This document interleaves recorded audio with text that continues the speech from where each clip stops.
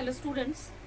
I think students all of you are fit and fine, and just take care of yourself and of your family members, because again I am saying it is critical time, so that's why you should take care first, and after that just continue your study with us always. So here this is the last topic of the chapter that we are just studying, that is magnetic effect of current here. So in the case of magnetic effect of current here, we are just talking about whenever somewhere current is moving or current is flowing or charge carriers are moving, then that time what kind of effect can be generated that is related to magnetic field.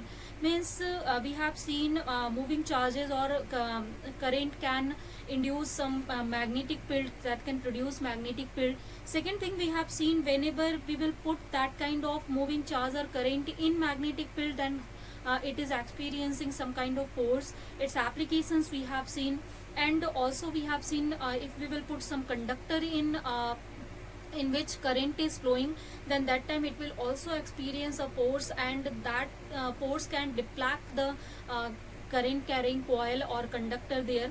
So it means that a torque is acting on that. So up to now this topic we have discussed, and here today we will discuss the application of the topic that we have discussed yesterday. Then that time exactly we know that whenever we will put some current carrying loop in magnetic field, uniform magnetic field, then it will experience a torque always, and that torque will try to rotate the coil. So we can utilize that rotating property of the coil in magnetic field in several field, just like yesterday I have told you.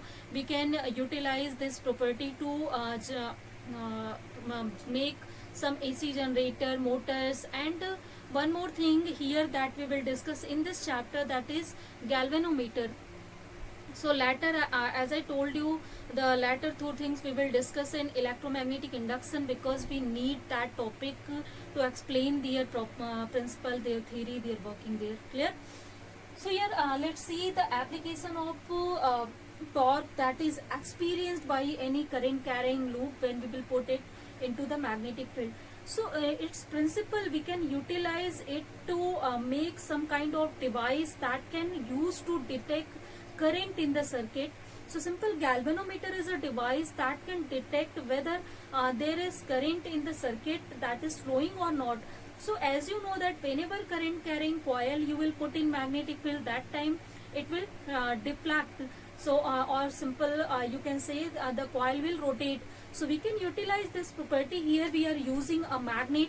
So just like I'm going to draw the figure, or simply I just want to explain its construction here. So to explain its construction, we have a magnet that we have taken. Later I will tell you which kind of magnet are better to make, which kind of galvanometer. Number of galvanometers we have here. One type of galvanometer only we will study, that is moving coil galvanometer. Clear? So here this is the magnet, that the two pole pieces of the magnet that we have put here, and in between these two pole pieces we are putting a metallic coil here, or simple first a metallic core we are putting. So just like here this is the metallic core of non-magnetic material basically. So in this a non-magnetic material or metal we have just put here. Now this non-magnetic metal means it is a conductor. At you can see that simply metal here we are talking about. We have just put in magnetic field a conductor here. Now we are just maintaining this conductor or its position with the help of a suspension wire here. Means we can suspend this conductor by using a wire. So let's just start. Suppose this is a suspension wire that we are using, and this suspension wire we can just arrange in such a way it can have number of turns also.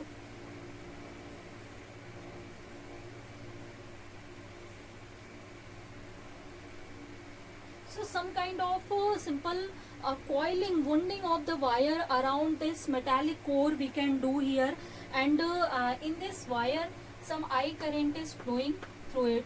So you know that whenever the current will flow through this metallic conductor, then that time uh, obviously due to this magnetic field, that is we have already generated here uniform magnetic field, due to this coil will feel rotation here. So this is the basic construction of the moving coil galvanometer. Later I will tell you how we are utilizing it to detect the current in this one. First let's see its principle and working here.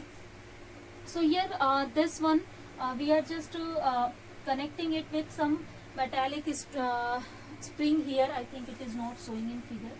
So this kind of, suppose this is S, we have this coil that we have, this is PQR, here S1, and this one is connected to a tap here in this way, and also one more tap we have here, this one.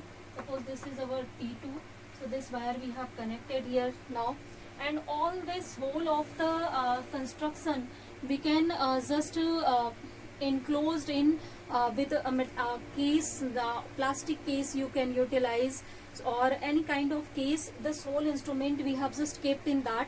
Means simple in our instrument, if you will see the construction, it acquires, or it is it constituted this pole pieces of magnet. Means we are just keeping two pole pieces of this magnet, and in between that we are putting a metallic core here, and that metallic core can be spherical, can be cylindrical, that according to our need we are keeping that. And here to suspend this one in a position, actually what kind of position we want to give it, we want to give the field as a radial field. Means the axis of the coil we just want to make it parallel to the direction of magnetic field. So if we will see, the direction of magnetic field is this one, and axis of this coil is this one. So this coil and magnetic field is parallel, so it means that the direction of if you will see line element, then this line element is making angle 90 degree to this B here. So it means that simple, the torque that is acting on it, that will act means acting at a perpendicular angle. So from the expression of the torque, that was tau is equal to mb sin theta, or ni ab sin theta. So from where sin 90 will be 1 there. So this is a maximum torque that is experienced by this coil. So we are basically try to always utilize a property, or try to attain the maximum efficiency for any device. So that's why we always try to keep it radial to the field. So here this field is known as radial field. So always some kind of question is asked here from galvanometer. I will just tell you later. Some basic conceptual questions are very important from here.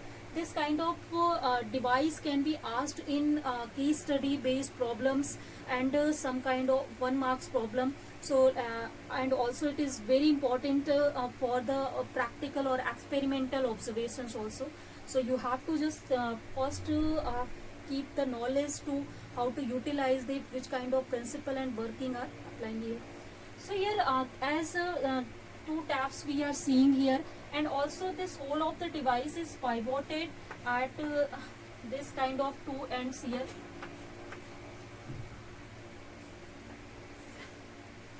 And this is also connected to a tap here. So this one, and the wire, suspension wire, that is from here. This is connected to this one from here, and one more thing here you can connect. This wire is continually connecting to it, and one here wire. Means all the devices are interconnected to each other. So this is the basic diagram for the moving coil galvanometer. So this is our T1 tap, this is T2 tap.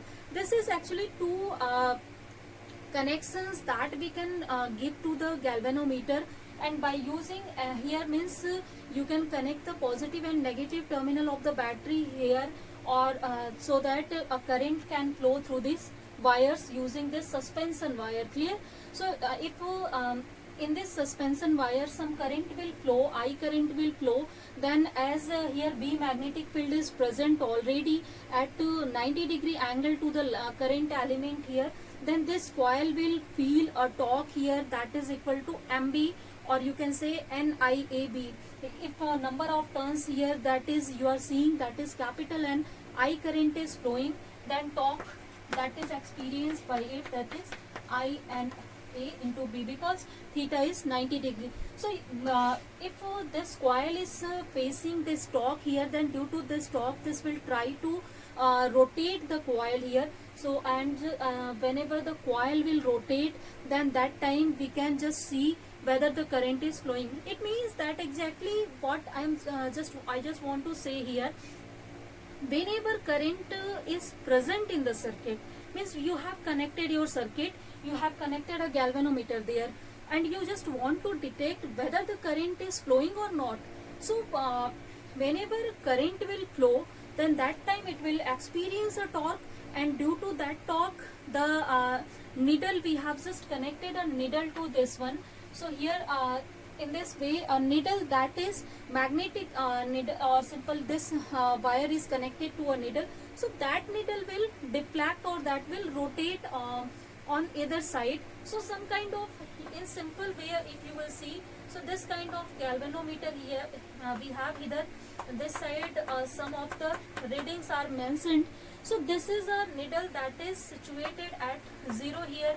The 150 reading I think or 50 time readings are here. So it means whenever current will flow, so that current, due to that current, torque will be experienced by it, and due to torque it will feel deflection. So whether you have put here, you know that if you will put north south in this way, then it will feel deflection to the west side. If you will just change the polarity, deflection will change. So according to that, the needle will deflect either west or east side, and that will show the current that is flowing in our circuit. Because if current is 0, then torque will be 0, no rotation will be in coil, and coil will be always, needle will be at this 0 position. So whenever coil is at 0 position, we can simply say that there is no current in our circuit. So using this kind of thing, you can just detect whether the current is flowing. Whenever current will flow, then current, due to the flow of current, the deflection. So here students, as we were discussing about the galvanometer construction. So I think the galvanometer construction is now clear. Let's just talk one more time here.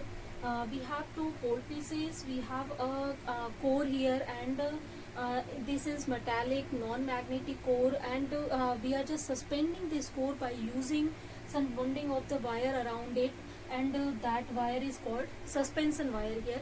And by using this suspension wire we can suspend it. And also here at these 2 points from T1 and T2 we can connect a battery, or simple thing is that whenever the current will flow, then circuit will be completed, means a current will flow through this suspension wire, and with the help of that it will flow through the conductor here. And as this current carrying conductor, we will put in, already we have put it into some uniform magnetic field, then it will feel rotation due to this torque that is applied to it. And as I told you, we have to hold this wire this whole conductor in such a manner in which the line element can make the angle through the magnetic field, that is 90 degree. It means that the axis of the loop that should be parallel to the magnetic field. So such kind of magnetic field is called radial magnetic field. So I think that is now clear. Next thing here, what is the theory of this galvanometer? Means here we have seen that when our current will be there in the circuit, then that time there will be some deflection in this galvanometer due to the deflection in this conductor in the presence of magnetic field, because it is experiencing a torque here. But if it will only deflect, then whenever suppose we are just after detecting, we are disconnecting the circuit, we are disconnecting the batteries there, then this needle should again come to this 0 position here. So for that case, what should be the property? Means simple, if rotation will be there, then when current will be 0, then it should come back to its original position. So here the suspension wire that we are using, that should have such kind of elastic behavior, means whenever the system will be displaced from its original position, then a restoring couple should be act there, that will try to regain its position due to its elastic behavior. Means here the wire we can use, not only any wire we can use here, only that wire we can utilize, we can just use as a suspension, for which this restoring couple that will be very small. Means simple thing is that a small deflection will be there for the last current, and again it will come back to its original position without any delay in time. Means until current is flowing, it will show the deflection. When current will become zero, then due to restoring couple that is acting here, it will come back to its original position due to its elastic behavior. So the better suspension wire with the property of elastic behavior, that is phosphor bronze. So here the suspension wire that we are using, that is phosphor bronze. Later I will tell you the properties of every component of the galvanometer here, but first let's just see what is the theory behind it. So simple theory is that whenever current will be in circuit, then that time this galvanometer, this conductor will feel deflection due to this torque, and when current will become zero, then due to restoring couple it will come back to its original position. Means in equilibrium, that restoring couple should be equal to this torque that is applied here, if it have to come to zero again. Clear? So we will use that theory here.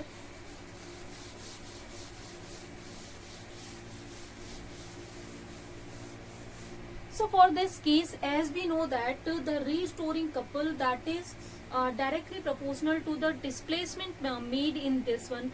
So as here the displacement is angular displacement, means the twisting is occurring somewhere, or rotation of the coil we are getting. So obviously rotation or twisting we will get at some angle theta. So here this torque that is restoring couple, this is directly proportional to theta in term, and if we will just solve this torque, this is equal to k theta. Means simple thing is that if whenever some needle will be deflected at some angle theta, then due to its elastic behavior, it will just to apply some restoring couple, then that will try to regain its original position. So this is the value of that couple here, that is trying to just restore the original position of the needle. And as in equilibrium, this torque should be equal to the torque that is used to rotate. Means the simple thing is that whatever is the rotation, that should come back here. So it means in equilibrium, this one portion should be equal to NIA into B, where N is number of turns, I is current, A is area of the loop, and B is magnetic field there. So from here you can calculate what is the value of theta here, that will be rotated, means through which the deflection in the coil will be there. So we can see that from this expression k theta is equal to this value, and from here you can calculate what is the value of I in terms of other known quantity, that is k upon NAB into here theta. And one more thing, as k is proportionality constant here, then this is spring constant, you can say that for the phosphor bronze here. So this is already a constant, number of turns is constant there, area is constant. For constant this value of the magnetic field, I is directly proportional to theta here, or we can write down at the place of these constant a new constant, this is equal to Z. So simple, from here we can see that the current that is flow in the circuit, that is directly proportional to the twist produced in phosphor bronze. means greater will be the current, greater will be the twist here. So we can also just find out the intensity of the current there, means greater current in our circuit or smaller current in our circuit, that we can compare with the help of the deflection that is made in the phosphor bronze there. So I think there is now no confusion. Simple, this is the principle of also galvanometer. The current flow through the galvanometer coil, that is directly proportional to the twist produced in phosphor bronze wire or suspension wire. Means greater will be the current there, greater will be the twisting in the needle there, and with the help of that we can even be sure that yes, there is current in our circuit. So simple thing, by galvanometer even small current we can detect in our circuit, means there is some current in our circuit, and with the help of the knowledge of that we can utilize that current in our daily life, or also we can find out what is the voltage there, what is the value of current there. So all the information about the circuitry we can utilize there, and sometimes we can keep safe that yes, there is current, we don't have to touch that. Such kind of things we can also do by using this one. Clear? I think there is now no confusion about the theory behind the galvanometer. It's very simple, and its theory lies in the fact that we have discussed before, means whenever we are putting some conductor in magnetic field, then it will feel some force on the conductor, and due to that it will start to deflect, and there will be a torque that is produced that will start to rotate the coil, and that torque will be equal to the restoring force produced in the system or due to the elastic behavior of the wire. So that will try to just regain its original position by turning back the angle that it has deflected earlier, and by using that we can see I is directly proportional to theta. So here this value of Z, if you will see, this is K upon NAB. This value is known as galvanometer constant. Means for the galvanometer, when we will made it one time, then there these all terms are constant.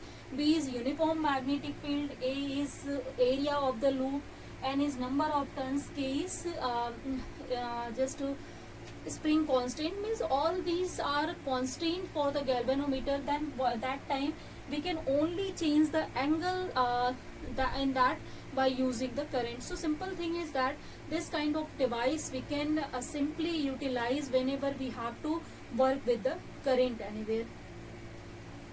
So this was the property, this was the construction theory behind the galvanometer.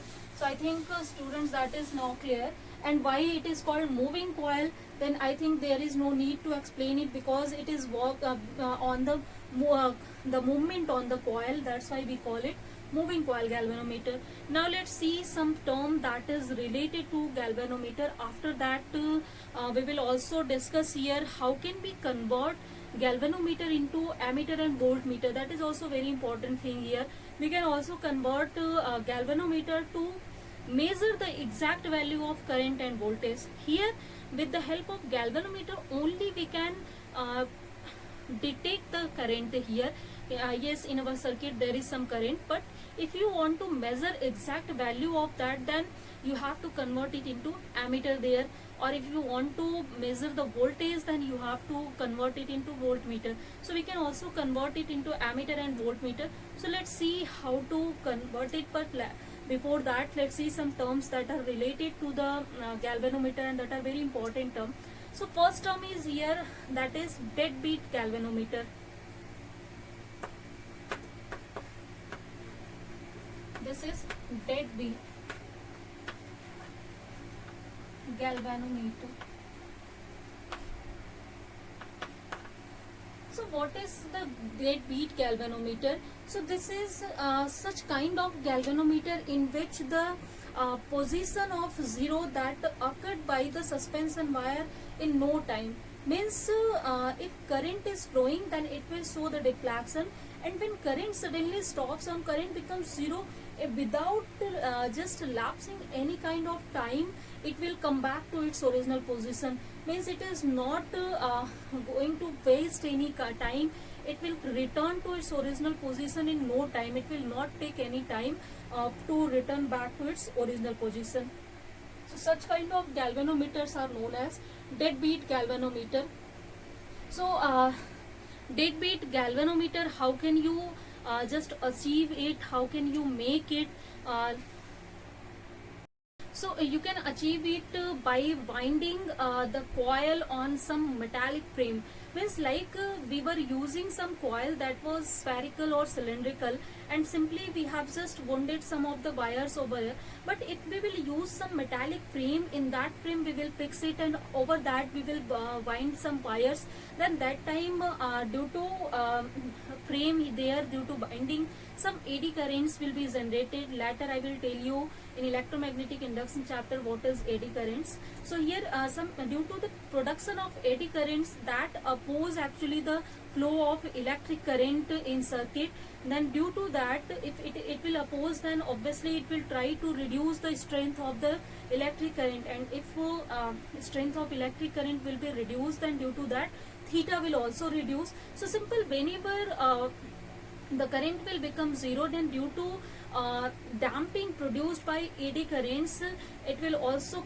So due to the damping that is produced due to eddy currents, that will try to regain its original position there without any lapse of time. So as we have discussed already in oscillation chapter, the damping force or damping oscillation there, and in the case of damped oscillation, number of cases we have seen, like critical damping, high damping. So whenever there is some critical damping, then that time it will try to return to its position in no time, and whenever even current is flowing, then when current will become zero, suddenly it will come back to its original position. So simple thing is that due to elastic behavior, it is trying to regain its position, but it can take some time. So if we have to just make this thing, it should return back in no time, then that time we can just use the metallic frame there, over which we can bind to produce some eddy currents that can produce some damping force there. Second thing here in the topic that we have discussed, that is radial field. So radial field, as I just told you already, this is the field when the current element or axis of the loop that is parallel to the magnetic field. Means if axis of the loop will be parallel to magnetic field, then the angle that will be formed between magnetic moment and magnetic field, that will be 90 degrees. So mb sin theta we can write easily equal to mb, or we can say that the angle between current element and magnetic field, that is 90 degree. So to achieve this kind of exact field for which axis of loop will be parallel to the magnetic field, then for that we are using some special kind of magnets that are known as horseshoe magnet. So here the magnets that we are using in galvanometer for our this purpose to produce radial magnetic field, that is horseshoe magnet. Clear? So this is a particular type of magnet that we will use. If we will use this magnet, then magnetic field will be radial field. Third thing here, what is the properties of suspension wire that we are using?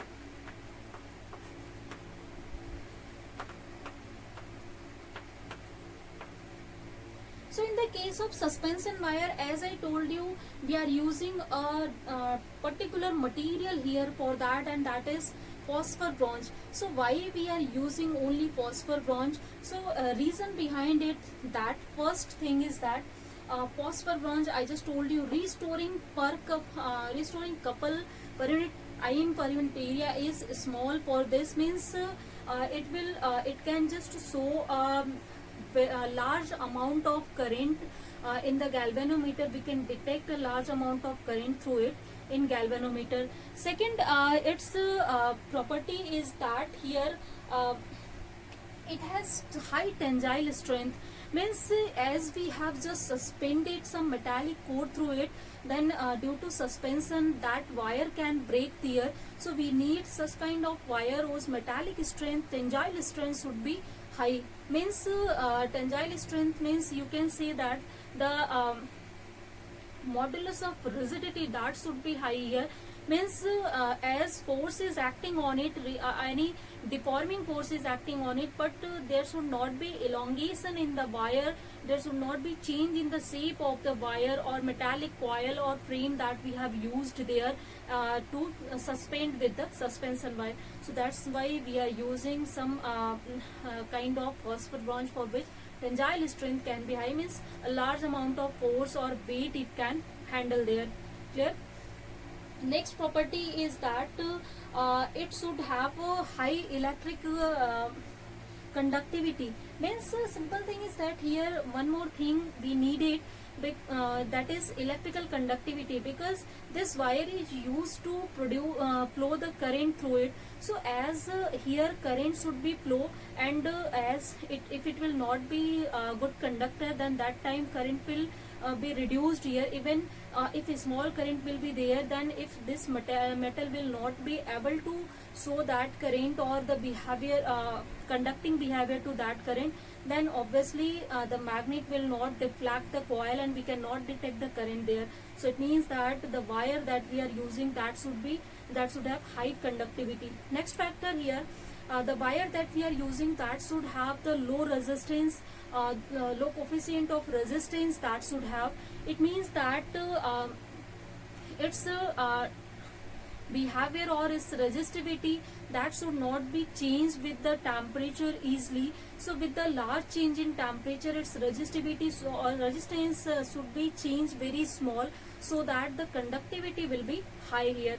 So these are the properties of the suspension wire that we should have to make any galvanometer, because this is the first necessary condition to just for the flow of current through these kind of wires. After that the magnet can do its work and we can detect that current. So that's why the phosphor bronze material that is the best for the suspension wire, so we are using that material here.